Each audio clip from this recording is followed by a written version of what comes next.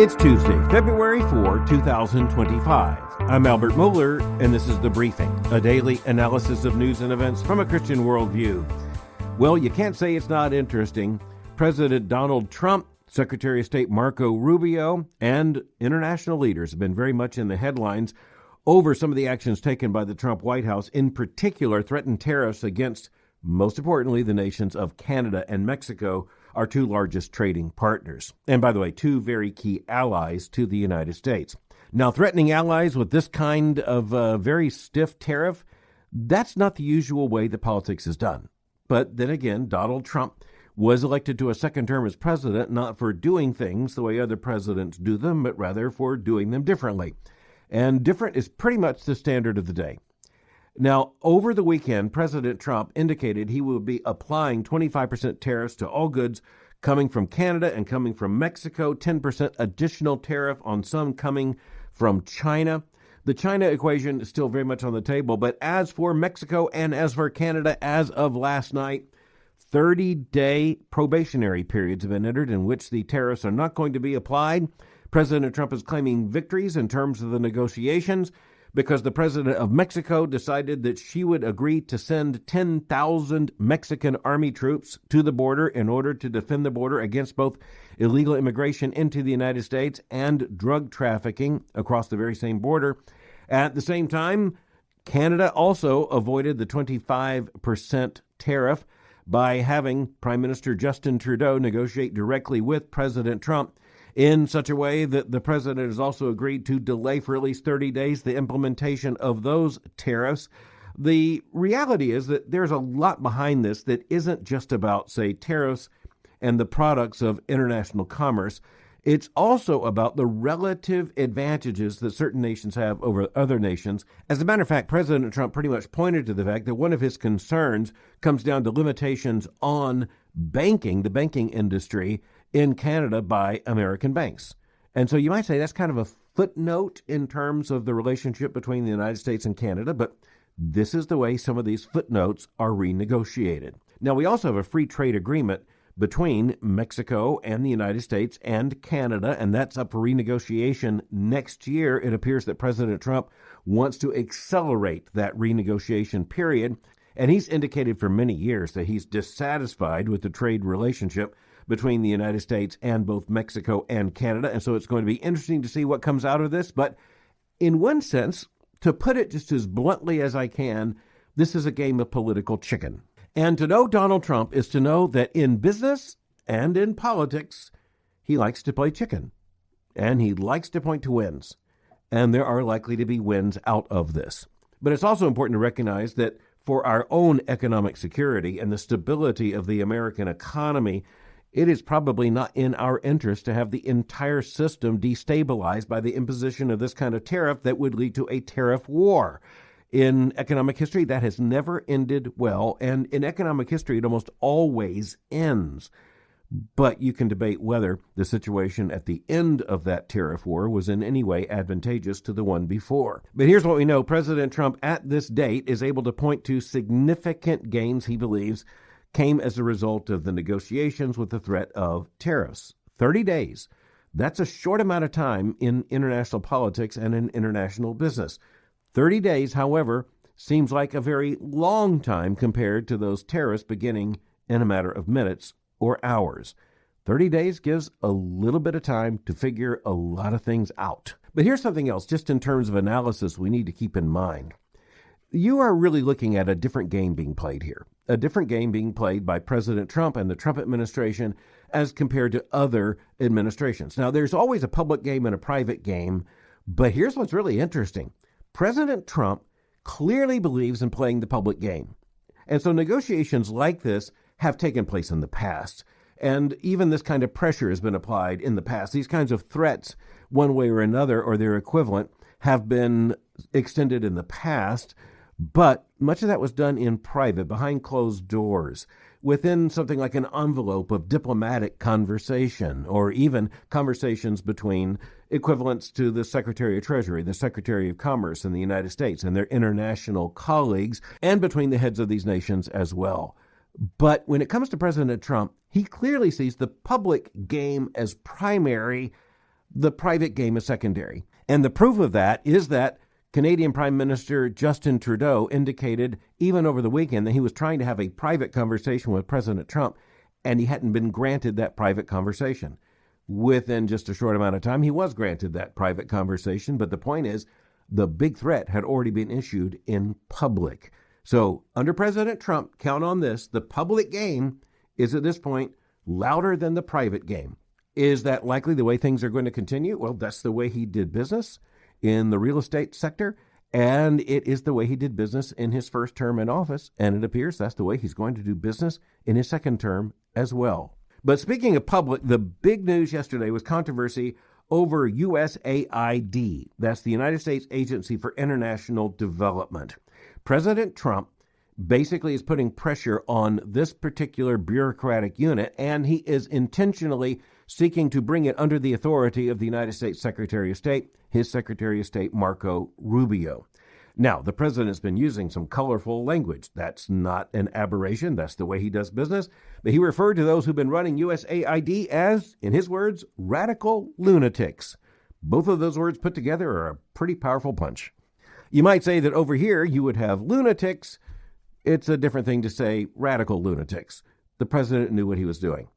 USAID is one of those federal agencies that, in the eyes of conservatives, has been out of control for a very long time. And one of the most interesting things is going to happen, and I think this is an easy prediction right now, one of the most interesting things that is going to happen is that Elon Musk, head of the Doge project, and Secretary of State Rubio, and for that matter, probably the president himself, are going to start putting out evidence of the kind of expenditures in the billions of dollars that has gone through USAID. President John F. Kennedy created it in 1961 by executive order. It was later authorized by congressional legislation. But the point is this, it was not put under the State Department. And I think there's a very good argument that it should have been under the State Department all along. You create a federal bureaucracy, you give it billions of dollars to dole out, and then you add to it the very radical worldview. I'll use at least one of the terms the president used. You take at least a radical worldview and a political agenda that has resulted in what I think will be very embarrassing expenditures of funds. And it is also interesting that Secretary of State Rubio has accused at least some of the leaders in USAID of direct insubordination, refusing even to give information. And again, I'll just underline the fact that in previous administrations, doing things by, say, an historical norm, there might have been some private conversations and even some direct initiatives undertaken before all of the public attention was drawn to this situation. That's not the way President Trump works. He wants the public to understand exactly what he's doing. He wants the public to watch the administration as it undertakes these actions.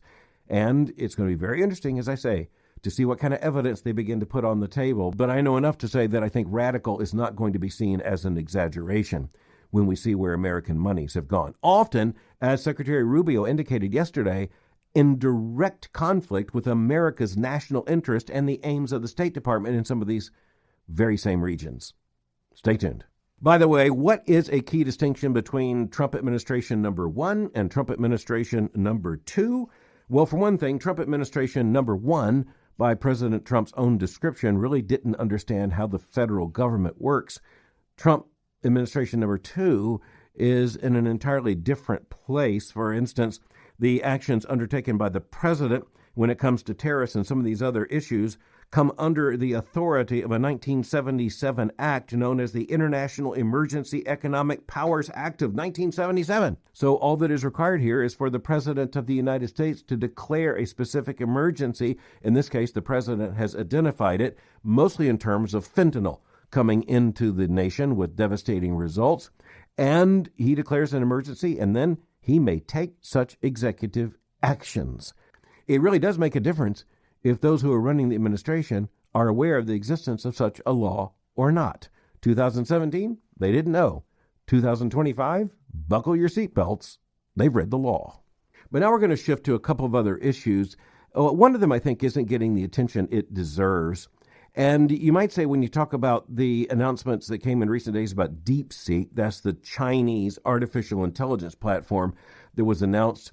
And, of course, the big news about it is that it doesn't use up as much energy, nor does it operate in such an expensive way as the current AI platforms, and thus it's a disruption.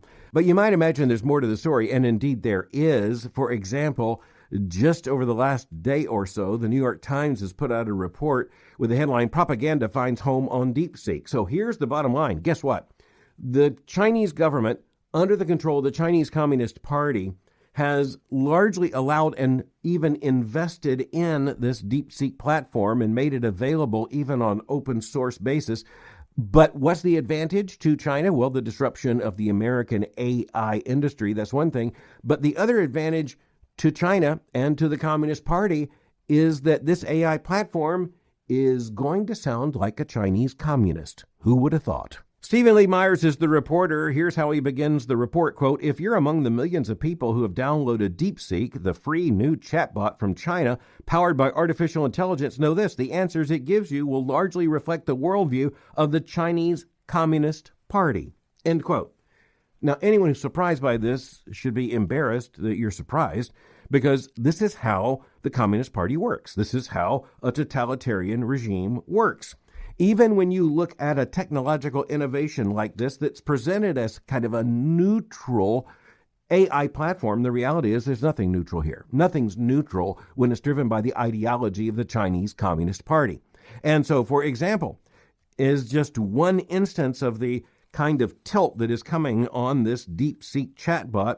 Quote, "In one instance, the chatbot misstated remarks by former President Jimmy Carter that Chinese officials had selectively edited to make it appear that he had endorsed China's position that Taiwan was part of the People's Republic of China," end quote. President Carter did not do that. This is a manipulated message. But I dare say there are going to be many people, indeed, the vast majority of Americans weren't even born when Jimmy Carter was president. There are a lot of people who are going to see this created by artificial intelligence, communicated by this chatbot, and they're going to believe it. And that's exactly why the Chinese Communist Party is so happy about this. Myers also tells us, quote, "Since the tool made its debut this month, rattling stock markets and more established tech giants like NVIDIA, researchers testing its capabilities have found that the answers it gives not only spread Chinese propaganda, but also parrot disinformation campaigns that China has used to undercut its critics around the world," end quote. This is a technique, a subversive technique, increasingly used by actors on the world scene hostile to the United States. Going all the way back to the second decade of the 21st century, Russia was big into this. China is big into this and far in advance technologically than at this point the Russians. Even Iran is involved in this kind of thing, as documented by American intelligence organizations and law enforcement as well. So we have enemies. And one of the ways an enemy can advance its cause and can weaken the United States is by offering something that is accepted by people supposedly as a neutral platform, only to find out the information that is loaded on it, the information that is conducted through it, turns out to be Chinese Communist Party propaganda. Again, no surprise here. Anyone who's surprised by this should be embarrassed. But we also need to recognize this is likely to be very effective. This is one of those problems that's very hard to get rid of. Just think of TikTok. The United States Congress very clearly took action, and President Biden, when he was in office, signed it, saying that TikTok should be out of business at this point. But President Trump and his administration, like you see in the tariffs, they want a temporary period to see if some arrangement can be made that would allow TikTok to continue. And here's where vigilance is very, very key. We have to make certain that TikTok is not the platform of the Chinese Communist Party in the United States, and there is good reason to believe that that's exactly what it is. But not so much when it comes to TikTok pushing information in, but when it comes to the communist regime in China harvesting information out, that is the private information of American users. Oh, here's something very, very telling, the final point I'm going to make on this story. If you ask the DeepSeek chatbot about China's totalitarian leader, the head of the Communist Party, and the head of state of China, Xi Jinping, if you ask DeepSeek's chatbot about the great leader, guess what? At this point, it doesn't give you anything back. Or as the Times tells us, quote, "Like all Chinese companies, DeepSeek must also abide by China's strict government control and censorship online, which is intended above all to mute opposition to the Communist Party's leadership." Listen to this, quote, "DeepSeek declines, for example, to respond to sensitive questions about the country's leader, Xi Jinping, and avoids or deflects those about other topics which are politically taboo within China." End quote. Or to put it another way, in conclusion, we shouldn't be surprised that DeepSeek isn't going to allow you to seek some things on the platform. All right, increasingly in the United States, this has become more and more true over time. The two parties are divided into two separate worldviews. And it's not just two different slices of the electorate. It is a chasm of worldview difference between Republicans and Democrats, as there is a chasm between, in social, moral, and even theological and ontological terms, the right and the left. The chasm is not growing more shallow, it's growing deeper, it's not growing more narrow, it's growing wider. And honestly, there are big questions, big worldview questions about the future of the Republican Party as well as the future of the Democratic Party. But right now, the big questions are on the Democratic side. And the reason for that is quite simple. The last election cycle was absolutely devastating to the Democratic Party. The Democrats lost the White House. They lost control of the United States Senate. They did not gain control of the United States House. Thus, they have control of none of the major microphones in Washington right now. And thus, the Democrats are asking some really big soul-searching questions, sort of. At least one question was answered over the weekend, and that was who's going to run the Democratic National Committee. It came down to two Democratic operatives from the upper Midwest, one from Wisconsin and one from Minnesota. It was Minnesota's Ken Martin who was elected very convincingly in terms of the vote to lead the Democratic National Committee. And he's made very clear he intends to lead with energy. He was a major political operative there in the state of Minnesota, very allied with Minnesota Governor Tim Walz, who was the Democratic vice presidential candidate in 2024. This is likely to be a very confrontational mode of leadership coming from Ken Martin as head of the DNC. But the big question, of course, is what kind of leadership and messaging is going to come from the Democratic Party. The whole point of having the DNC is to allow the party at the national level to come up with a national strategy and national messaging. In one sense, there is also a lot of responsibility to come up with the message, not just the messaging, but the message itself. The big problem for the Democrats, and that's made clear even by the mainstream media, is that poll after poll is indicating that the party is out of step with Americans. Very interesting polling that was released just in recent days. Some of this was undertaken by major papers such as the New York Times, some of it also by independent polling agencies. But what is the link to the Republican Party in the minds of voters? Increasingly, it's the social issues. And so a lot of voters who said, what does the Democratic Party stand for? They came up with LGBTQ and in particular trans issues, transgender issues, and that was seen in a negative light. Now, here's what's interesting. You had the DNC's leadership coming back and saying, Kamala Harris, the vice president of the United States at the time, the Democratic nominee, did not herself make a big issue of those questions, of the LGBTQ issues. And that's because she didn't have to. She already done that. She was already labeled. She was already positioned. She's absolutely pro-LGBTQ. She's a part of an administration that frankly contorted federal law and policy in favor of non-binary and transgender identities. It was the Republicans who were able to message on the issue. And even as the media and survey takers understand, the reason why the Democratic Party is identified with those issues is because that's exactly where they stand. But it wasn't so much that they messaged that issue during the campaign as that the Republicans messaged it against them quite effectively. The big question, let's face it, for the Democratic Party is how much is going to be committed as a coalition of identity politics to the individual agendas of all those identity politic groups. And so, for instance, LGBTQ caucus, the abortion rights caucus, and then you also have older labor-related caucuses with special interests such as the teachers' unions, which have a vastly outsized influence in the Democratic Party. Going back a matter of decades in the Democratic Party, you could go to the Democratic National Convention, and by some estimates, 2 out of 3 of the persons in the room were either members of the NEA or the AFT, the big teachers unions, or they were married to someone who did or had a family member who was a member. That is to say, the teachers unions, which are way on the left. There's almost no way to exaggerate how far they are on the left. They have inordinate power in the Democratic Party. But the Democratic Party has also given itself to identity politics. It's increasingly become a coalition of those on the left who are identified by one of these groups or another, and they have their own agenda, and they're not going to give it up. And furthermore, They've defined the modern party in these terms. So some of the leaders, in terms of the conversation in the Democratic Party in recent days, they were saying the problem is our messaging. And at least some on the outside are saying, I think the problem is actually the message.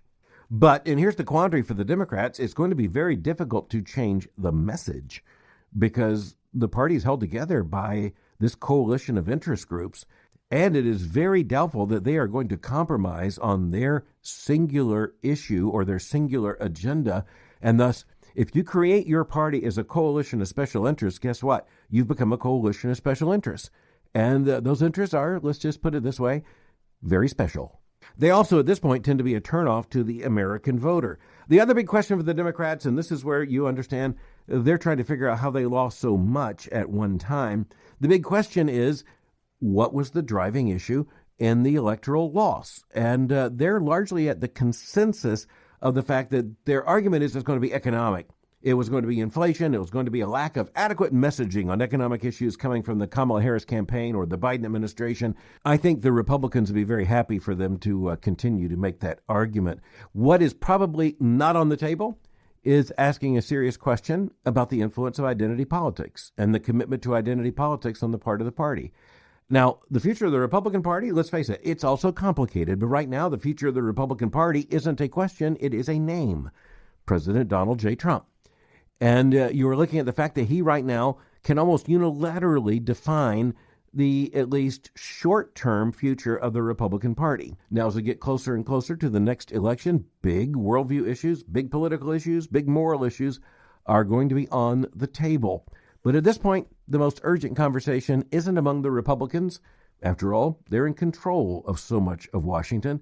The big questions are coming on the Democratic side, and with a lot of urgency, because at least at this point, they're not even sure which Democrat should be at a microphone in order to describe and defend where the Democrats stand.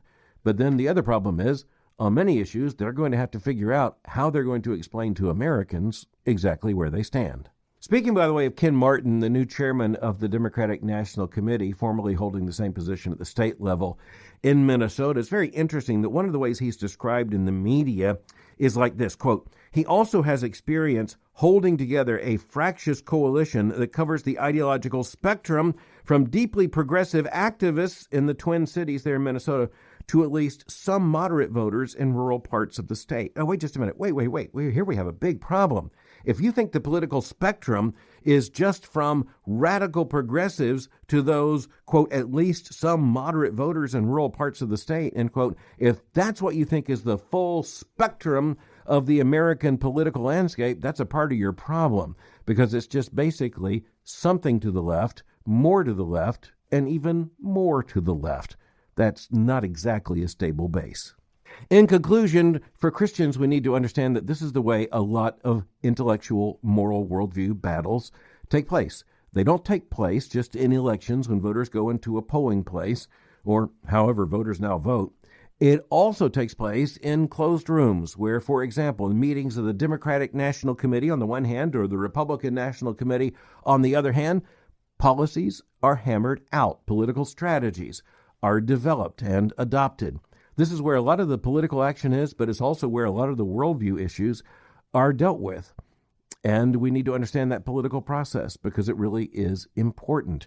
And a lot of what the Democratic National Committee is going to be deciding over the next few months, that's going to have a lot to do with the approach that that party will take at the national level to the 2026 mid-year elections, and then the big contest in 2028. And I can promise you this, they are going to be working hard to be in a different position in 2028 than they were in 2024. But at this point, it's going to be very difficult to figure out how they shift from the left even to the center, much less the right. Doesn't appear possible given the coalition of those in the room. And on so many of the most important issues to Christians, including the LGBTQ revolution, religious liberty, the sanctity and dignity of human life, a lot of those things, it's hard to imagine how the Democratic Party can retreat a centimeter from the very radical positions it has undertaken. And that's because it does represent where the party is. So it's going to be very interesting to see what happens. But for Christians, it is important for us to realize that a lot of these worldview issues are hammered out, not so much in public, but in private, in rooms where groups like the Democratic National Committee and the Republican National Committee hold their meetings. But the important thing to realize is that these meetings, these groups, they affect real consequences with deep significance and meaning. A lot is at stake. So that's why we'll need to track this as we move month by month into the future. Thanks for listening to The Briefing. For more information, go to my website at albertmohler.com. You can follow me on Twitter or X by going to twitter.com/Albert Mohler. For information on the Southern Baptist Theological Seminary, go to sbts.edu. For information on Boyce College, just go to boycecollege.com. I'll meet you again tomorrow for The Briefing.